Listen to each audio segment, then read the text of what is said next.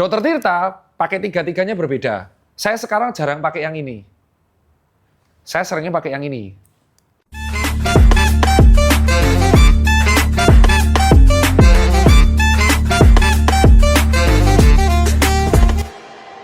Yo, assalamualaikum warahmatullahi wabarakatuh. Akhirnya kita review sepatu lagi, tapi langsung to the point aja. Kita akan review 3 sepatu lari yang sudah saya pakai, yang menjadi perdebatan banyak teman-teman. Sekali lagi ini POV dari saya, POV pribadi. Mungkin bisa berbeda dengan kalian, jadi suka atau tidak ini jadikan preferensi aja. Dan kalian bisa cek di review-review lain yang internasional kalau pengen tahu secara sains. Oke, kebetulan saya punya Susan Care, saya cuci sepatu. Jadi saya memahami sepatu hampir 12 tahun dan saya juga dokter yang suka olahraga dan saya juga suka baca-baca artikel-artikel sains terutama biomekanik dan moga-moga ini bisa menjadi referensi kalian dalam memilih sepatu. Ada 3 sepatu yang akan kita bandingkan. Langsung aja. Oke, ini sepatu pertama. Ayo semuanya. Ini sepatu kedua. Nggak cukup. Terus gimana?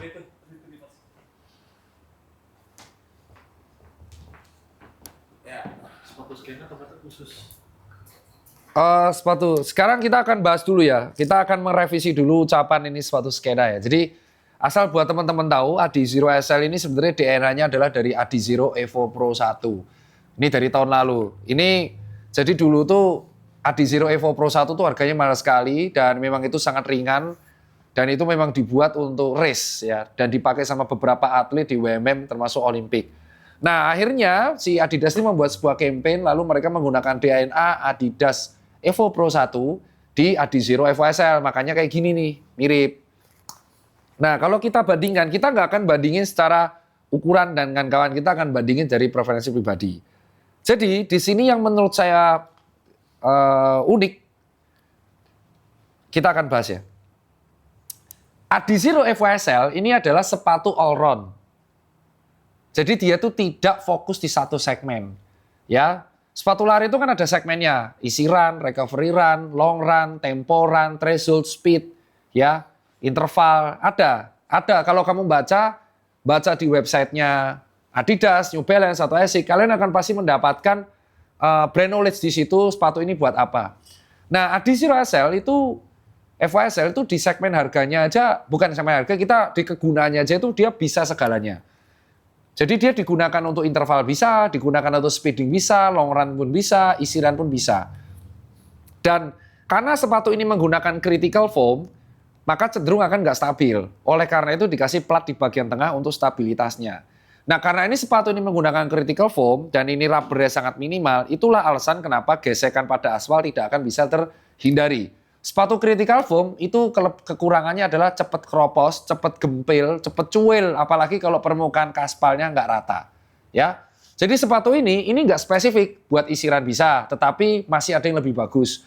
Buat speed bisa, masih ada yang lebih bagus. Buat FM pun bisa, tetapi masih ada yang lebih bagus. Tetapi sepatu ini artinya cocok buat apa? Buat latihan.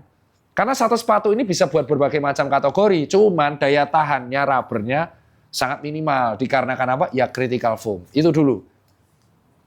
Lalu sepatu berikutnya adalah sepatu yang memang sudah melalang buana dari dulu, yaitu Nova Blast 5. Nah, Nova Blast 5 ini adalah sepatu yang enak, memang enak. Ini nih buat long run dan easy run enak banget. Walaupun ini tidak setebal Nimbus 27 ya, dan tidak punya plat semacam Magic Speed. Jadi sepatu ini sepatu memang buat daily train. Ya, daily train. Makanya banyak yang meng-compare antara Nova Blast 5 dengan Adizero Evo SL. Cuman sepatu ini kalau dibuat speeding tidak seagresif Magic Speed. Kenapa? Ya karena dia tidak ada platnya, tidak ada TPU plat, tidak ada plat karbonnya. Jadi dia pure memang bisa cushion karena ribbonnya bagus. Ini critical foam, ini sole-nya FF Blast, jadi memang critical foam. Tapi dia nggak ada platnya untuk energy return.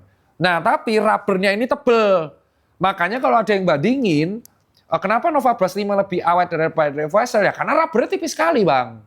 Ya, ini soal. Jadi kalau kalian butuh daily train yang memang buat long run, ya kan, long run, easy run, yang mileage-nya sudah tinggi, ini cocok buat kalian. Dan Nova Blast 5 ini juga cocok buat teman-teman yang pengen HM atau FM, tapi pace-nya masih 6.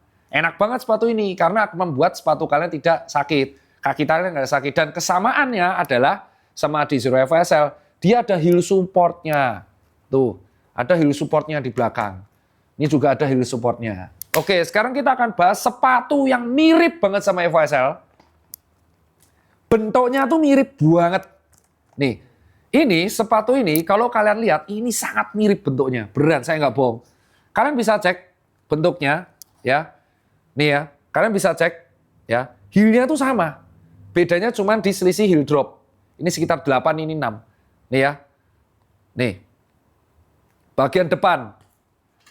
Cuman bedanya di mana? Lihat sekarang bagian bawah. Ya.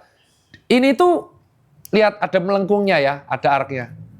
Ini kenapa saya bilang ini cocok buat segala sepatu kaki. Wide pun cocok, flat pun cocok. Kau bisa lihat bawahnya? Bandingin aja. Ya, kita bandingin.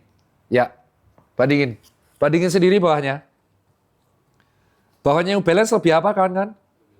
Lebih lebar. Yang ini ada arknya. Nah, jadi artinya memang sepatu ini ternyata cocok buat teman-teman yang flat. Karena dia semua ada. Dan sepatu ini kenapa saya boleh buat 42? Lihat. Full cell-nya itu sangat kritikal. Jadi dia itu memang kokoh, meredam, tapi ada energi return-nya, walaupun tidak sebesar Adizero FSL atau Nova Blast. Ini soalnya mirip sama Nova Blast, tapi lebih firm Nova Blast. Ini lebih bouncy, ya.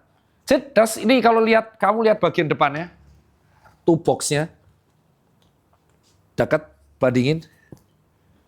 Kamu bisa bandingin, ini narrow, ya. Ini normal, ini wide. Dah, gitu aja. Makanya sepatu 3 ini tuh memiliki karakter yang berbeda banget. Sepatu ini sebenarnya kategorinya tuh harusnya mirip Adizero FSL, harusnya. Karena secara bentuk tuh mirip persis, Pak. Persis. Persis ininya. Sebentuknya, karakternya, mesh-nya pun mirip. Beda sama mesh-nya Nova Blast firm lembut. Emang ini buat, ini memang intinya atlet-atlet ultra biasanya pakai ini buat latihan. Karena mileage udah tinggi. Sepatu ini tuh nggak mungkin blister. Enak buat sepatu ini. Memang Nova Blast tuh memang sepatu daily train enak lah intinya. Bahkan buat jalan kaki aja enak. Tapi tidak, kalau buat jalan kaki lebih mending Nimbus. Nah ini tuh sebenarnya di websitenya kategori speed. Nah cuman dia tidak se-all-rounder ini. Kenapa? Ini buat pace besar masih enak. Tapi buat interval nggak enak. Masih kurang. Masih ada SC Trainer. Ada Propel. Cuman sepatu ini, ya sepatu ini paling berat ya, Nova Blast. Sepatu ini sama ini bersaing. Cuman karakternya malah mirip si Nova Blast 5. Cuman buat teman-teman yang memiliki kaki flat, ya kalian bandingin sendiri aja, lebih firm. Nah sepatu ini sebenarnya karakternya mirip-mirip. Makanya sering dibandingin. Makanya cara terbaik beli tiga-tiganya. Harganya mirip semua nih. 2,5 juta semua harganya. Nah kalau kalian tipikalnya gini. Kalau kalian pace-nya sudah kenceng, jadi pace 6, jarang banget pace 7, dan kalian butuh sepatu satu yang buat semuanya, kalian beli ini. Dengan catatan pace-nya sudah tidak pernah mencapai 7. Kenapa? Ini dia memang kritikal sekali. Dan ini energi return-nya ada. Cocok buat teman-teman yang pace-nya 6 sampai 640. 5 apalagi. Jadi kalau pace isinya udah 640, ini sepatu enak buat kalian. Oke? Nah, kalau isi pace kalian masih 7, kayak saya, ini enak nih. Ini enak banget buat pace besar-besar, pace ngebut. Tapi buat interval cukup berat. Oke? Kalau kalian pengen gabungan keduanya, ini. Cuman ini tuh isunya adalah, kamu lihat setelah dipakai FM isunya apa? Berkerut. Artinya dugaannya udaranya lumayan banyak nih. Bisa jadi kalau dipakai di atas 600 kilo apa? Gembos. Tepat. Lihat. Yang berkerut mana? Mana yang berkerut? Lihat, ini udah berkerut. Habis FM, kelihatan kerutannya? Berarti kemungkinan besar kalau dipakai lagi gimana? Iya, ini kelemahannya durability midsole, tapi rubbernya kuat. Ini kelemahannya durability, rubber. Ini kelemahannya berat. Nah, jadi itu makanya sepatu itu harus dibandinginnya kayak gini. Dokter Tirta pakai tiga-tiganya berbeda. Saya sekarang jarang pakai yang ini. Saya seringnya pakai yang ini. Ini buat long run, ini yang buat easy. Jadi kayak 12, 15, ini besok pakai ini. Saya jarang pakai yang ini sekarang. Ini buat FM, isinya pakai ini. Kenapa saya jarang pakai ini? Karena sudah punya Boston 13. Speednya pakai Boston 13. Tapi kalau race bisa pace 5, saya pakai Vaporfly 4. Jadi di sini yang saya bilang, saya tidak menghujat tiga-tiganya, tidak memuji tiga-tiganya. Bagi saya, tiga sepatu ini memiliki tiga karakter masing-masing. Dan masing-masing memiliki preferensi berbeda-beda. Yang jelas, kalau kamu sudah yakin membeli AD0, ya pace-mu harus sesuai. Durability-nya harus sesuai. Dan kamu jangan mengeluh mengenai durability. Kenapa? Soalnya aja minimal rubbernya, udah pasti gempil ini. Kalau kamu sudah yakin membeli ini, ya kamu udah tahu ini resikonya gembos. Kalau kamu sudah tahu resikonya ini, ya ini nggak bisa buat speed. Gitu loh, jadi jangan ngeluh. Kalau mau satu sepatu untuk semuanya, tergantung pace. Kalau pace-mu masih 6, pakai ini. Kamu nggak takut gembos, pakai ini. Pace berapapun bisa nih. Kamu nggak mau speed, pakai ini. Ya udah, tergantung kan. Nah, itu yang saya bilang buat kawan-kawan sekalian. Monggo share di kolom komentar menurut ini pure POV pribadi, ya. Tapi saya yakin di website teman-teman sudah baca dan penjelasan saya nggak jauh. Tapi kalau lihat dari heel drop, lihat nih. Paling tinggi mana? Nova Blast. Ya. Ini mirip-mirip. Saya nggak tahu nih DNA-nya gimana bisa semirip ini. Mirip banget ini, sumpah. Bahkan seini-ininya. Saya tuh nggak blister pakai ini. Hebatnya ini adalah tidak membuat saya blister. Tapi saya pengen nyoba sekali long run pakai ini besok di pace 6, 20. Iya, pengen nyoba. Itu aja kalau dari saya. Teman-teman yang pengen bertanya bisa langsung cek kolom komentar untuk detailing. Monggo.